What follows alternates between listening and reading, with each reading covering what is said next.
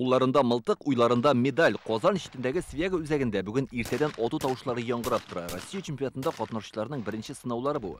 Татарстан данын яклаучы Екатерина Субботина узган сезонда Европа чемпионатында җиңгән иде. Хәзер төп игътибар ил күләм ярышта ди. Соревноваться самим собой. Иң беренче чиратта үз-үзеңне җиңү шарт. Әлбәттә, монда көчле көндәшләр җыелган. Безнең әзерлек яхшы дип уйлыйм. Күптән түгел генә Воронежда әзерлек җыеннары узган иде.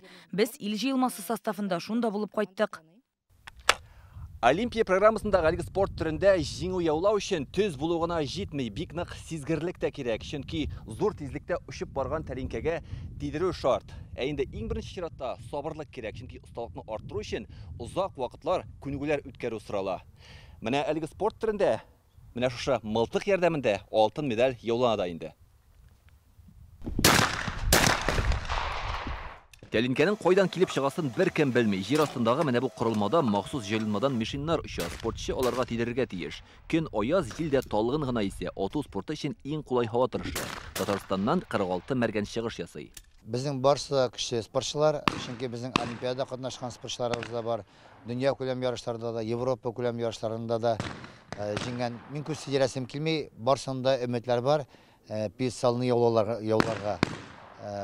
Зур өметләр баглыйбыз Татарстан спортчыларына. Россия чемпионатында катнашырга илнең 20-гә якын төбәгеннән 250 спортчы килгән. Бүгенге шартлар белән бәйле төстә Россия спортчылары халыкара турнирларда катнаша алмый. Шулай да физик әзерлекне югалтмыйбыз диләр. Каждое соревнование это отдельный старт. Россия чемпионаты ул бик мөһим старт. Монда иң осталар җыелган. Татарстандагы бу спорт объекты бик заманча итеп эшләнгән. Һәркемнең максаты җиңү яулау. Мондагы күп кенә спортчылар халыкара ярышларда дөнья дәрәҗәсендә танылган чемпионнар белән күз нашыга күнеккән. Тик быел Россия чемпионатында да көндәшлек көчле.